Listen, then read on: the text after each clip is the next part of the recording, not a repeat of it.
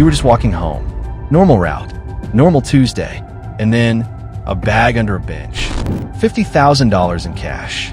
No ID. No note. No owner in sight. Your first thought was probably not the right one. Your second thought, also probably not the right one. Here's what's actually happening right now. There's a camera 80 meters away. You have been crouching over this bag for 45 seconds. You have touched it. Whatever you decide next, you're already in this story. The question is what kind of character you play. Do you grab the bag and go? Or do you stop and think about what $50,000 in a park bench actually means?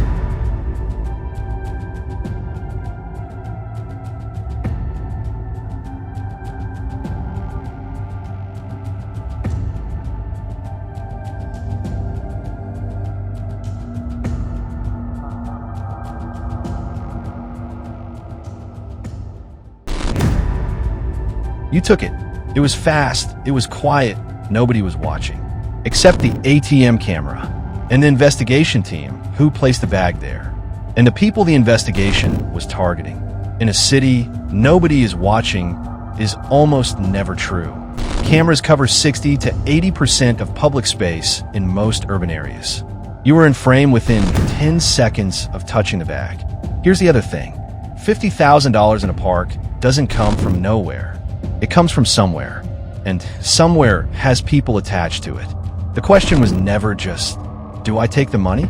The question was, do I want to be part of whatever story this money is in? You join the story. Go back to 040 and choose again.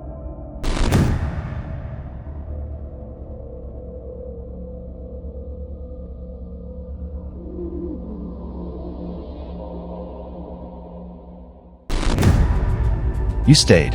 You didn't run. You didn't take it. You slowed down and looked at the situation clearly. And here's what staying gave you. A clean record from the first second. A found property report with your name on it. A legal claim to that money if nobody collects it. And zero connection to whatever story the money came from. Here's the law in most jurisdictions. Report found cash. Wait the statutory period, usually 1 to 3 years. If nobody claims it, it's legally yours. $50,000. Legally. Cleanly. With no criminal history attached to it. That's the version where you actually win. But the story isn't over. Because 3 days later, a call.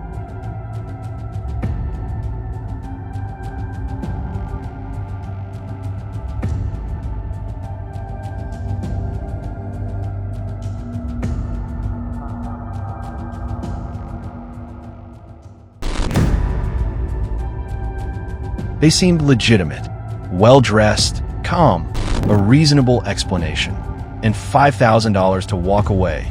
That felt like a solution. Here's what the meeting actually was.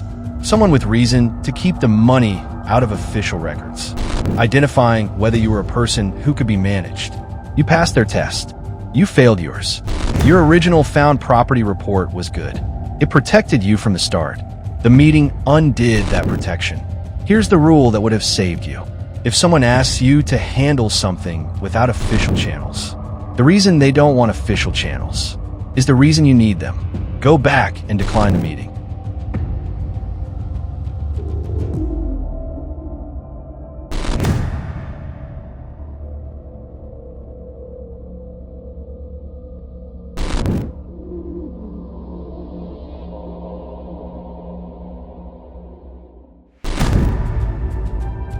Declined the meeting, reported the contact, went to the station as a witness, walked out with nothing against you, and a case reference number that works in your favor. Here's what official channels gave you. Documentation that places you outside the situation.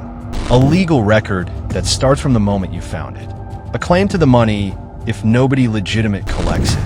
And zero exposure to whatever the money actually came from. The person who called? They're now part of the investigation. You're not. That distinction came from one decision. Everything through official channels. Always. But the story isn't finished. Because now the threats start.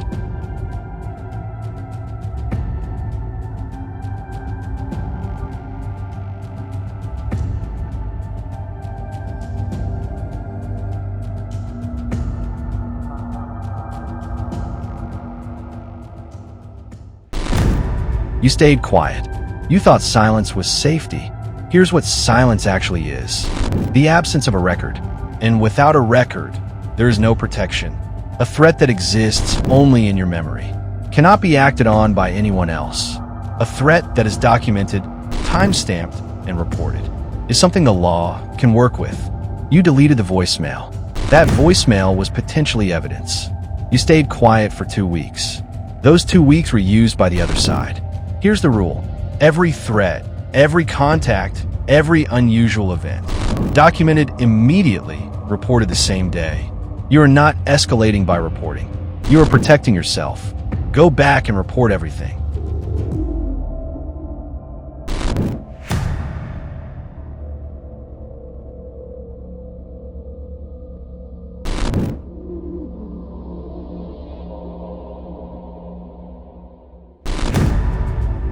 Every threat documented, every contact reported, same day, every time. Here's what that created: a trail of evidence that investigators could use, a legal record that gave you protection, confirmation that you are a witness, not a participant, and a resolution in 1 week, instead of 2 weeks of exposure. Documentation isn't bureaucracy. Documentation is protection. Every piece of paper, every screenshot, every timestamp is a wall between you and the problem. Now, one final question. The statutory period ends. The money has no legitimate claimant. It's yours, legally, officially, $50,000. What do you do with it?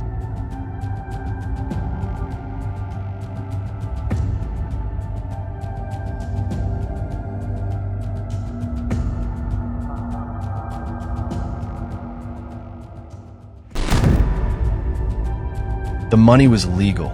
The receipt proved it. But income is income. And undeclared income, even legal income, creates a gap between your spending and your declared earnings. That gap is what audits look for. The cash felt cleaner. It wasn't cleaner. It was just deferred paperwork with interest added. Here's the actual math. Declare the found property as income. Pay the tax, roughly 20 to 30%, depending on your bracket. Deposit the rest in a bank account.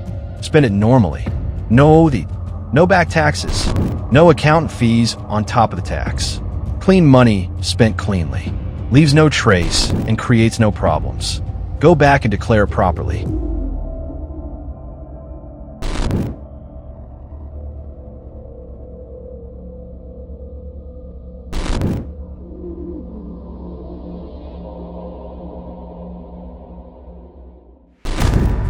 Declared, taxed, deposited, done.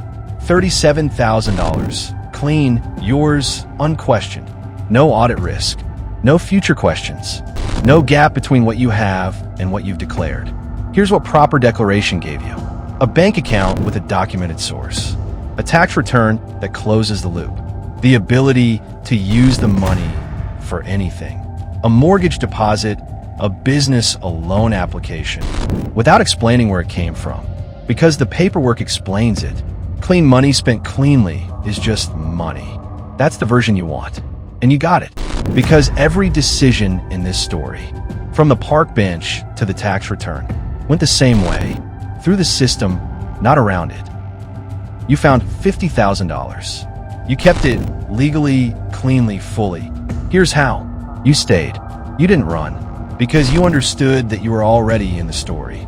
The moment you touched the bag, the question was only what kind of story. You reported it immediately, because the found property receipt was worth more than the cash. It was protection, legal standing, and eventual ownership. You declined the informal meeting, because anyone who needs to skip official channels is telling you exactly why you need them.